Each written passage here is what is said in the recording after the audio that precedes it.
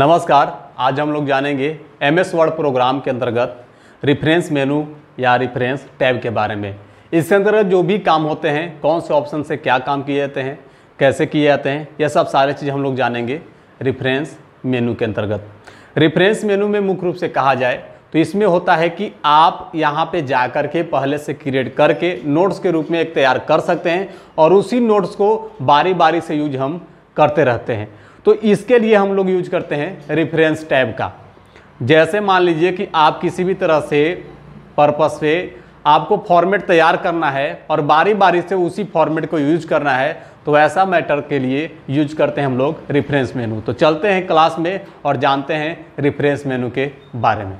Reference मेनू का shortcut की होता है Alt+S। यहाँ पे रेफरेंस टैब बोलिए, रेफरेंस मेनू बोलिए, इसका शॉर्टकट की होता है Alt+S। इसका पहला ऑप्शन जो होता है table of contents. Table of contents होता है मुख्य रूप से किसी भी मैटर, जैसे आप मान लीजिए कि बुक बनाएं, बुक का पूरा मैटर लिखे हुए हैं, लिखने के बाद आपको यहाँ पे लेसन की तैयारी करना है, यानी विषय सूची तैयार करना है। तो विषय सूची तैयार करने में हम टेबल ऑफ कंटेंट्स का यूज करेंगे। यहाँ पे जाते ही ऑटोमेटिक आपका जो भी लेसन रहेगा बाय पार्ट जो भी आप पेज में लेसन का तैयारी कर चुके हैं पहले, वो सारे चीज़ को यहाँ पे एक साथ आपको फर्स्ट लेसन पे टेबल ऑफ कंटेंट्स के रूप में आपको दे देगा। कि जैसे मान लीजिए कि आप लेसन की तैयारी करके रखे हुए हैं कि पहला नंबर में है कोई पोएम है, 2 पेज से लेकर के 3 पेज तक वो लिखा चुका है, तो ये डायरेक्ट आपको दे देगा यहाँ पे कि पहला नंबर जो लेसन है ये है। लेसन का नाम आपको देना पड़ेगा और ये सारी चीज़ यहाँ पे दे देगा कि 2 से लेकर के 3 तक है। ये होता है पहला यूज का। दूसरा नंबर यूज होता है इसका कि अगर आपको फॉर्मेट कुछ बना करके रखना है, जैसे मान लीजिए कि हमको यहाँ पे फॉर्मेट बनाना है कि नेम और डॉट डॉट डॉट डॉट इस तरह से देते रहेगा ये आपके पास। अब यहाँ पे चेंजिंग क्या होगा कि जो भी आपके पास है आप फॉर्मेट बना करके दे दिए और देने के बाद जैसे ही आप यहाँ पे कुछ लिखना स्टार्ट करते हैं ऑटोमेटिक आपका डॉट जो है मिटते रहेगा और जैसे ही आप लिखावट को हटाते रहिएगा ऑटोमेटिक डॉट आपको आते रहेगा। तो वैसा फॉर्मेटिंग बनाना हो अगर आपको तो आप यहाँ पे बना सकते हैं, कर सकते हैं टेबल ऑफ कंटेंट्स के माध्यम से। अगला ऑप्शन यहाँ पे है इंसर्ट फुटनोट। इंसर्ट फुटनोट का और एक होता है insert in note. Insert footnote से ही जारी होता है कि ये फुट है और ये है इंड। फुट मीन्स यहाँ पे हो जाएगा पैर और इंड मतलब हो जाएगा अंत। जैसे आपके पास जो भी पेज है, पेज में अगर आप चाहते हैं कि जो भी नाम लिखे, जैसे हम यहाँ पे लिखे नेम और यहाँ पे नंबर कुछ दे दे और नंबर के अनुसार कुछ नोट्स लिखना चाहते हैं, उसका यूज होता है फुटनोट में। अंतर यही है कि नंबर के अनुसार पेज के लास्ट में नोट्स लिखेगा फुटनोट और इन नोट का होता है कि हम नंबर के अनुसार लिखावट के ही लास्ट में लिखेंगे। जैसे यहाँ पे नंबर 1 लिए तो नंबर 1 यहाँ पे आ जाएगा, जो भी नाम आप लिखिए यहाँ पे। अब यहाँ पे अगर आप इन नोट लेते हैं तो जो भी आपके पास लिखावट है, पैराग्राफ है, पैराग्राफ के लास्ट में ही दे देगा आपको, यहाँ पे आ जाएगा आपके पास इन नोट। अब इन नोट में जो भी आपको लिखना है ये सारे चीज़ आप लिख सकते हैं। अब मुख्य रूप से देखिए इसको, इन नोट का काम होता है जो भी आपके पास पेज, किताब, कॉपी जो भी आपके पास है, किताब में नोट्स तैयार कर रहे हैं, अगर कहीं पे आपको एक इंसर्ट करना है, एक पॉइंट कहीं पे बैठाना है कि इस पॉइंट के बारे में हम कुछ लिखना चाहते हैं, तो आप इन नोट लीजिएगा तो ये लिखावट के लास्ट में ही दे देगा आपके पास। लेकिन यही अगर फुटनोट आप लेते हैं तो ये पेज के लास्ट में दे देगा। कभी कभी ऐसा होता है कि जैसे मान लीजिए कि हमको नेम का फॉर्म बनाना है और यहाँ पे देना है कि only capital letter, use for only capital letter, यहाँ पे कोई सूचना दे दिए और सूचना के बारे में पेज में कहीं लास्ट में हम इसके बारे में लिखेंगे, तो ऐसा ही मैटर बनाने के लिए यूज होता है फुटनोट का। अगर पेज के लास्ट में लिखना है तो फुटनोट का यूज कीजिए, अगर लिखावटे के लास्ट में लिखना है, पैराग्राफ के लास्ट में लिखना है, तो आप इन नोट का यूज कीजिए। इस तरह से दोनों का हम यूज करेंगे, इन नोट को और फुटनोट को। अगला ऑप्शन यहाँ पे आएगा नेक्स्ट फुटनोट। नेक्स्ट फुटनोट में 4 टाइप से आपके पास आएगा option. Next footnote, previews footnote, next previews. उसी तरह से आएगा next in note, previews in note. यानी नेक्स्ट फुटनोट अगले फुटनोट पे जा सकते हैं, प्रीव्यूज फुटनोट यानी पिछले फुटनोट पे जा सकते हैं। जैसे यहाँ पे मान लीजिए कि जो भी मैटर आपके पास लिखा हुआ है, हम यहाँ पे 2 फुटनोट लेते थे, जैसे यहाँ पे नेम और यहाँ पे विलेज। ये फुटनोट नंबर 1, फुटनोट नंबर 2 इस तरह से लिए तो नंबर 2 नंबर 1 दिखाएगा।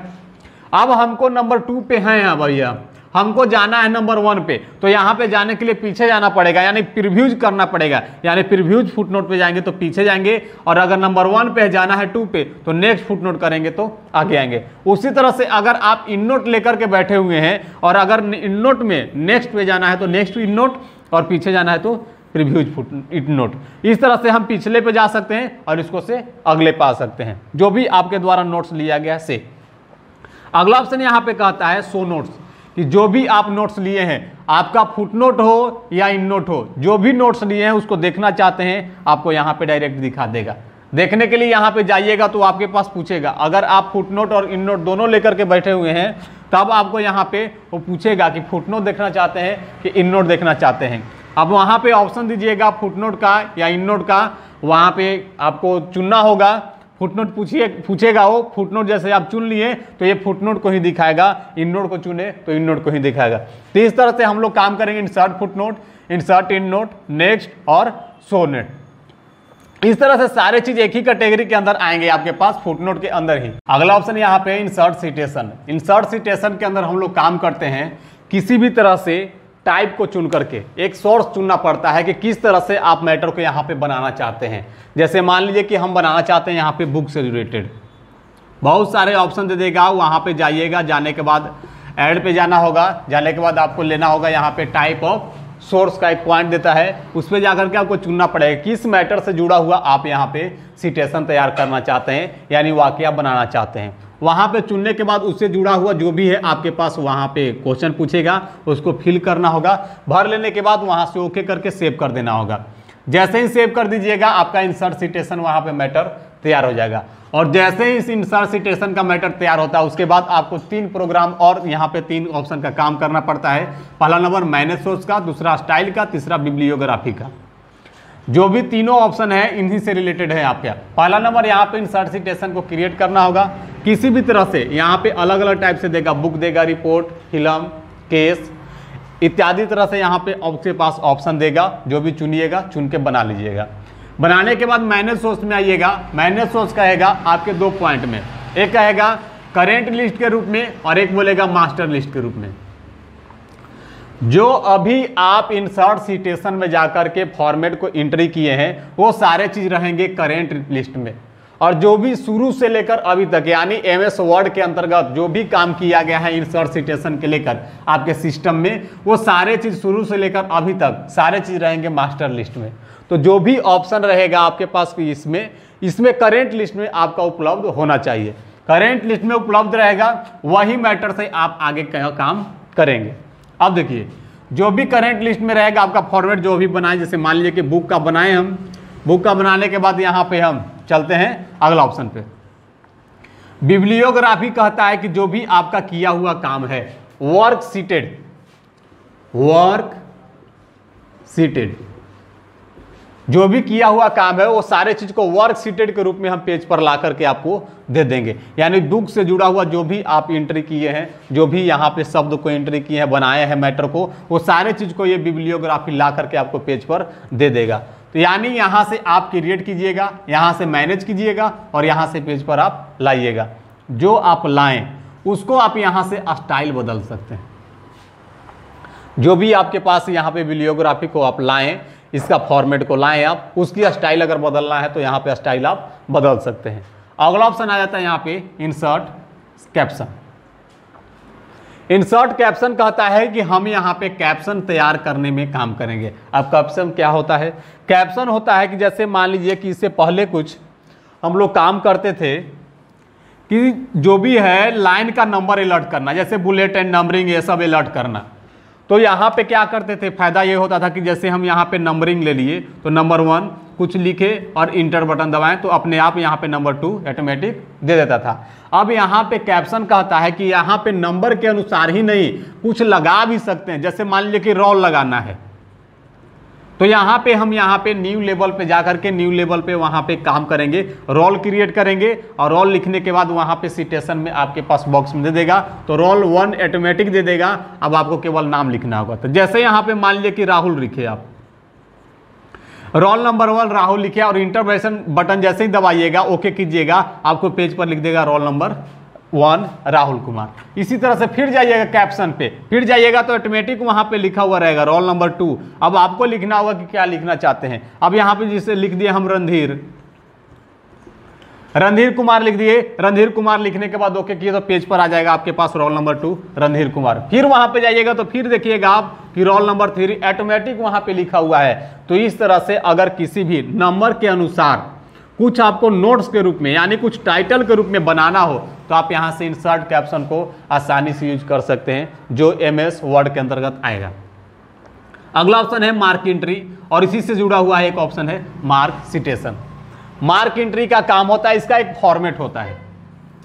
यहां पे जाइएगा तो आपको एंट्री करने के लिए बॉक्स देगा, बॉक्स में कुछ टाइप करना पड़ेगा आपको, यानी नाम ये सब लिखना होगा।